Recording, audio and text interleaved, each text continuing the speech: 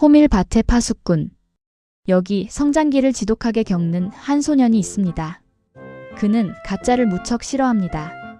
그는 소외감을 견디기 힘들어하면서도 가식적인 사람들 틈에 섞여 자신마저 그렇게 되는 것을 죽기보다 싫어합니다. 그렇게 그는 자발적 고립을 택했지만 인간이기에 느끼는 원초적 외로움은 숨길 수 없습니다.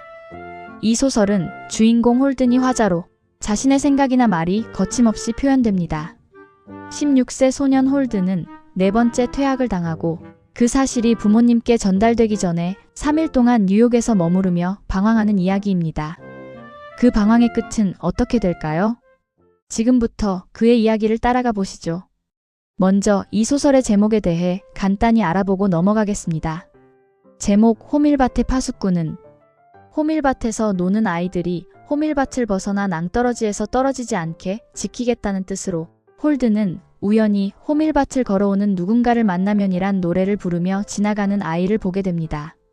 하지만 홀든은 이 가사를 호밀밭에서 누군가를 붙잡는다면으로 잘못 알아듣습니다. 만남은 대등한 관계에서의 자연스러운 마주침이지만 붙잡음은 누군가를 구원하거나 보호하려는 간절한 의지가 담긴 행위입니다.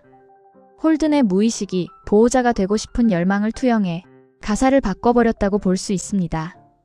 호밀밭은 아이들이 아무 걱정 없이 뛰어노는 공간으로 순수함과 어린 시절을 상징합니다. 낭떠러지는 호밀밭 끝에 있는 위험한 곳으로 일단 떨어지면 다시는 돌아올 수 없는 가식적인 어른들의 세계를 의미합니다. 그럼 작가 소개를 하겠습니다. 제롬 데이비드 셀린저. 소설 대부분이 그렇듯 소설 속 주인공들은 작가와 많이 닮아 있으며 또한 작가 자신의 삶을 소설 속에 그대로 녹여내는 경우도 많습니다. 오늘 소개드리는 이 소설도 작가와 많이 닮아 있습니다. 한 인터뷰에서 셀린저는 나의 소년기는 책의 소년과 정말 매우 비슷했다고 말한 적이 있습니다. 셀린저는 1919년 1월 1일 뉴욕에서 태어났습니다. 그의 아버지는 폴란드계 유대인으로 식품 수입상을 경영하는 부유한 상인이며 아일랜드계 어머니와 결혼을 했습니다. 이 두 사람 사이에서 셀린저와 8살 위에 누이 도리스가 태어납니다. 뉴욕의 유복한 가정에서 태어난 셀린저는 학창시절 홀든처럼 여러 학교에서 퇴학당하며 학교 생활에 적응에 어려움을 겪습니다. 그는 제2차 세계대전에 참전해 노르망디 상륙작전 등 가장 치열한 전투를 겪습니다. 그는 전쟁터에서도 홀든 콜필드의 이야기가 담긴 초고를 배낭에 넣고 다니며 글을 썼다고 합니다. 전쟁이 끝난 후 그는 동료들의 죽음과 강제 수용소의 참상을 목격한 충격으로 외상 후 스트레스 장애를 겪으며 정신병원에 입원하기도 합니다. 이 지독한 트라우마를 극복하는 과정에서 그는 동양 철학에 심취했고 자신의 고통을 소설 속에 쏟아내며 집필을 이어갑니다. 1951년 드디어 출간된 호밀밭의 파수꾼은 전 세계적인 신드롬을 일으킵니다. 하지만 그는 쏟아지는 명성과 대중의 관심에 부담을 느끼게 됩니다. 결국 1953년 뉴햄프셔주의 시골 마을 코니시로 거처를 옮긴 뒤 세상과 단절된 완벽한 은둔 생활에 들어갑니다. 이후 그는 3번의 결혼과 2번의 이혼을 겪었지만 대중 앞에는 거의 나타나지 않았습니다. 2010년 91세의 나이로 세상을 떠날 때까지 약 50년 넘게 은둔하며 오직 자신만을 위한 글을 썼습니다. 그는 진정으로 아이들의 순수함을 지키고 싶었던 호밀밭의 파수꾼처럼 자신의 진실한 내면을 세상의 가식으로부터 끝까지 지켜낸 셈입니다. 이제 줄거리를 시작하겠습니다. 홀든은 아버지가 유능한 변호사로 부유한 집안의 아들입니다. 16살의 홀든 콜필드는 185cm의 키에 새치가 많으며 펜시 고등학교에 다니는 학생입니다. 그는 빨간색 사냥 모자를 항상 챙이 뒤로 가게 하여 쓰고 다닙니다. 그는 마음을 터놓고 얘기할 친구가 거의 없습니다.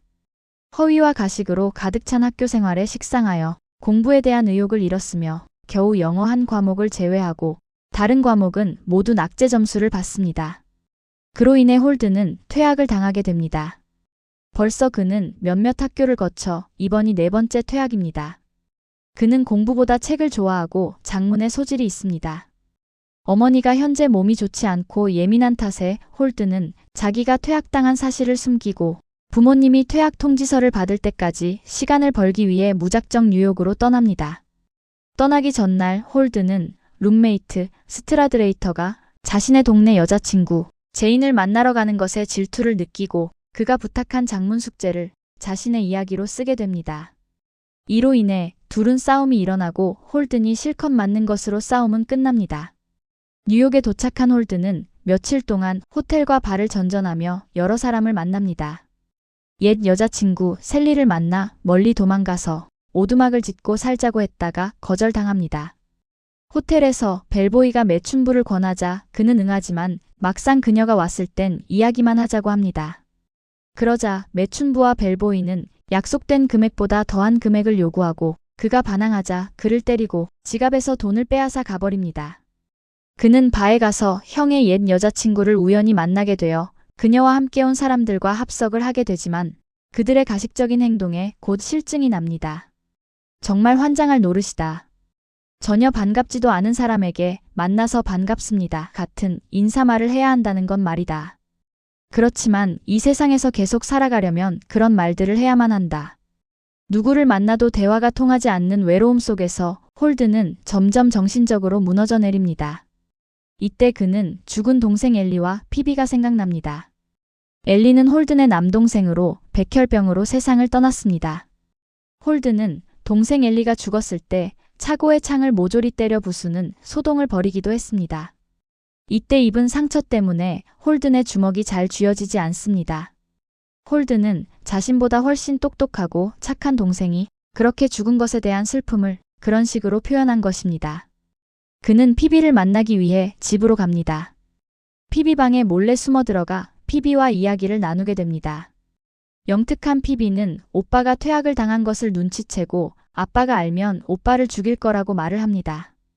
홀드는 자신이 영원히 떠날 거라고 말하며 작별 인사를 하러 왔다고 하자 피비는 단단히 삐칩니다. 그녀를 달래는 과정에서 홀드는 자신이 아끼던 모자를 피비에게 줍니다. 그럼에도 피비는 오빠는 다 싫다고 해. 좋아하는 것이 하나라도 있으면 말해봐. 라고 다그칩니다. 그때 그는 아이들이 부르던 노래를 떠올리며 호밀밭의 파수꾼이 되고 싶다고 말합니다. 나는 넓은 호밀밭에서 수천 명의 아이들이 뛰어놀고 있을 때 아이들이 낭떠러지로 떨어지지 않게 붙잡아주는 호밀밭의 파수꾼이 되고 싶어. 이는 때 묻은 어른들의 세계로 떨어지지 않도록 아이들의 순수함을 지켜주고 싶다는 홀든의 간절한 소망을 담고 있습니다.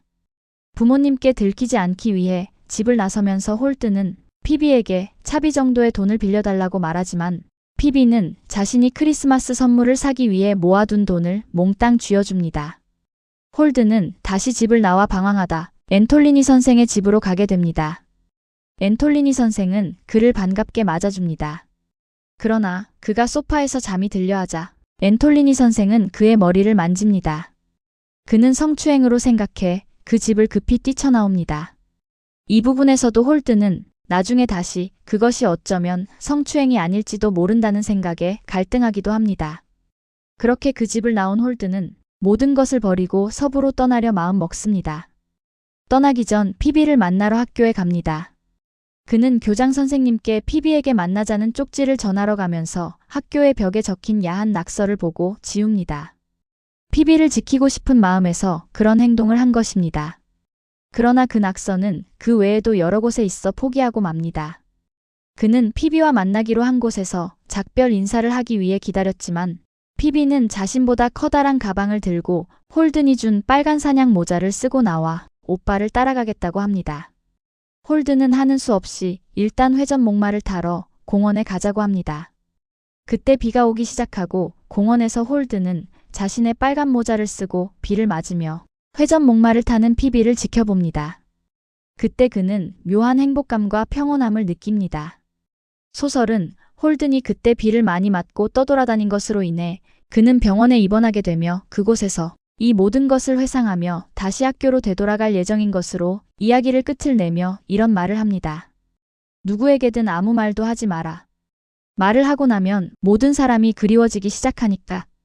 그는 재수 없는 룸메이트 스트라드레이터나 지저분한 에클리, 심지어 폭력을 휘두른 벨보이 모리스조차도 다 그립다고 말합니다. 아무도 없는 공허한 병실보다는 차라리 미운 사람이라도 곁에 있었던 순간이 나았다고 느낄 만큼 홀든의 고독이 깊었음을 볼 수 있습니다. 또한 누군가를 그리워한다는 것은 그를 있는 그대로 받아들이기 시작했다는 뜻이기도 합니다.